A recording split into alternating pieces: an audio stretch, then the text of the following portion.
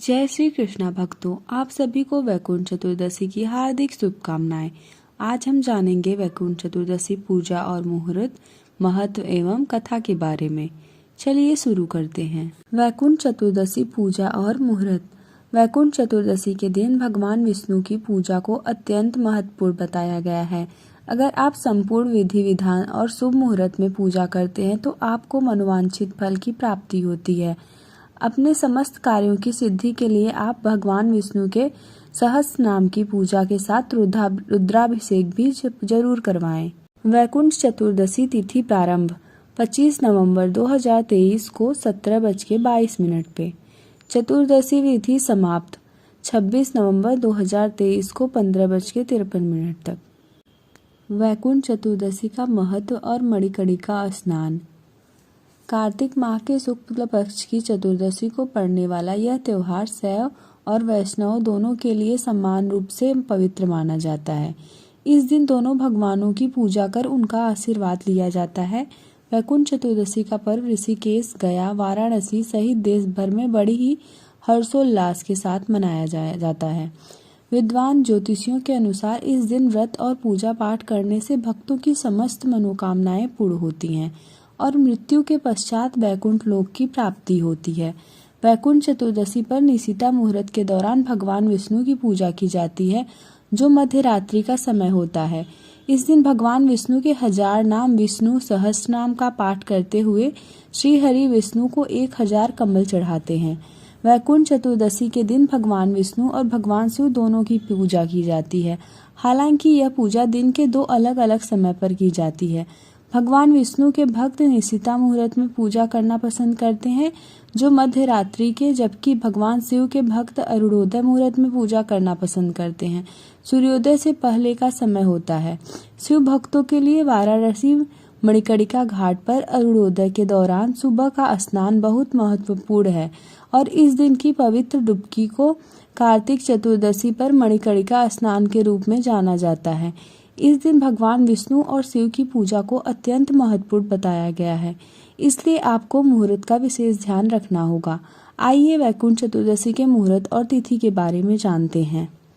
वैकुंठ चतुर्दशी को कैसे करें पूजन। वैकुंठ चतुर्दशी के पूजा करने के लिए आपको वैदिक विधि का ध्यान रखना आवश्यक है। वैकुंठ चतुर्दशी के इस पवित्र दिन पर आप ब्रह्म मुहूर्त उठकर स्नान करें। इसके बाद आप व्रत का संकल्प लें। दिन भर में आप थोड़ा बहुत फलाहार कर सकते हैं। इसके अलावा किसी भी प्रकार के अन्न का सेवन न करें। इसके बाद रात के समय निशिता मुहूर्त में श्री हरि विष्णु की कमल के फूलों से पूजा करें। पूजा करने के लिए आप इस मंत्र का उच्चारण करें। विनायो हरि पूजाम तु कुर्यादम रुद्रस्य चार्चनम वृथा तस्य भवेत् पूजा सत्यमेत्वचे मम। इस दिन अपने निकट के किसी विष्णु अथवा शिव मंदिर में जाकर वहां भगवान को फल, फूल, माला, धूप, दीपक आदि समर्पित करें। अपनी श्रद्धा के अनुसार उनके मंत्र का जप करें अथवा भगवान विष्णु के महामंत्र ओम नमो भगवते वासुदेवाय तथा भगवान शिव के महामंत्र ओम नमः शिवाय का जप अधिकाधिक जप करें। पूजा के बाद यथाशक्ति दान पुण्य आदि दें और भगवान से मनोकामना पूर्ति का वरदान मांगे। रात को श्री हरि विष्णु की पूजा के पश्चात दूसरे दिन सुबह अरुणोदय मुहूर्त में भगवान शिव की पूजा करें। पूजा के बाद ब्राह्मणों को भोजन करवाने के बाद उपवास खोलें। वैकुंठ चतुर्दशी का यह पवित्र व्रत शैवों व वैष्णवों की पारस्परिक एकता का प्रतीक माना गया है।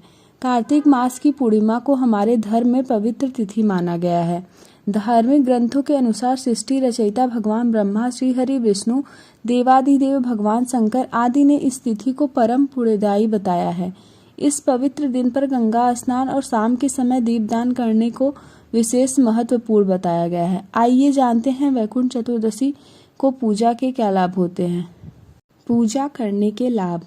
पुराणों में वर्णित कथाओं के अनुसार इस दिन दान और जप करने से 10 यज्ञों के समान फल प्राप्त होता है। इस दिन यदि कृतिका नक्षत्र हो तो यह महाकार्तिकी होती है।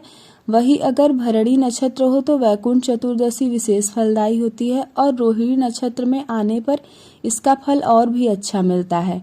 ऐसा माना जाता है कि एक बार में देव ऋषि नारद जी ने भगवान श्री हरि विष्णु से सरल भक्ति कर मुक्ति पाने का मार्ग पूछा था, जिसके जवाब में श्री हरि विष्णु जी कहते हैं कि जो भी वैकुंठ चतुर्दशी के दिन व्रत रखते हैं उनके लिए स्वर्ग के द्वार खुले रहते हैं।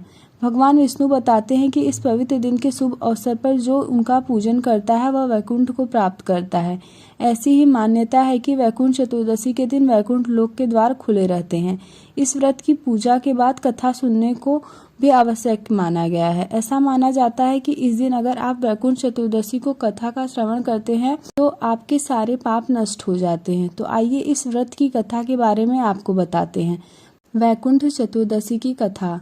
वैकुंठ चतुर्दशी को लेकर एक काफी कथा प्रचलित है। इस कथा के अनुसार एक बार श्री हरि विष्णु देवाधिदेव शंकर जी का पूजन करने के लिए काशी आए थे।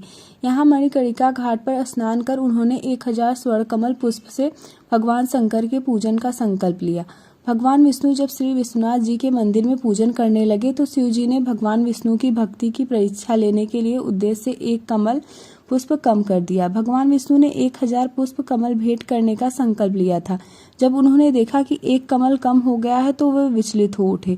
तभी उन्होंने सोचा कि मेरी आंखें भी तो कमल पुष्प के ही समान है, इसलिए मुझे कमल नयन और पुंडरीकाक्ष के नाम से भी जाना जाता है। इस विचार के बाद भगवान श्री हरि विष्णु अपनी कमल समान आंख चढ़ाने के लिए प्रस्तुत हुए।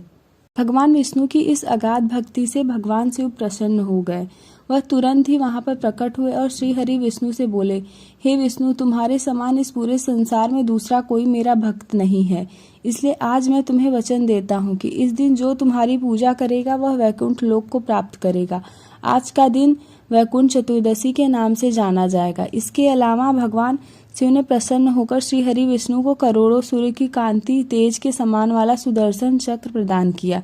इसी कारण से ऐसा माना जाता है कि इस दिन मृत्यु लोक में रहने वाला भी कोई भी व्यक्ति इस व्रत का पालन करता है तो वह वैकुंठ धाम में सुनिश्चित कर लेता है। इसके बाद देवर्षि नारद पूरे पृथ्वी लोक का भ्रमण कर वैकुंठ धाम पहुंचे तो उनके चेहरे पर एक सवाल दिख रहा था, जिसे भांपते हुए श्री हरि विष्णु ने पूछ लिया, ऋषिवर, आपके चेहरे पर मुझे एक प्रश्न नजर आ रहा है, कृपया बताएं आप क्या पूछना चाहते हैं। नारद जी ने तुरंत ही कहा कि भगवान आपके अनन्य भक्त हैं, जिनमें से कई दिन रात आपका नाम जपते हैं, जिन्हें आसानी से वैकुंठ प्राप्ति हो जाती है, लेकिन कुछ लोग ऐसे हैं जो दिन रात आपका नाम जपने में असमर्थ हैं। क्या उन्हें वैकुंठ की प्राप्ति करने का कोई मार्ग नहीं है? इसके जवाब में श्री हरि विष्णु ने कहा कि जो व्यक्ति वैकुंठ चतुर्दशी का उपवास करेगा उसे वैकुंठ धाम की प्राप्ति होगी। ऐसा माना जाता है कि तभी से वैकुंठ चतुर्दशी का इस व्रत को पालन किया जाने लगा। जय श्री कृष्णा।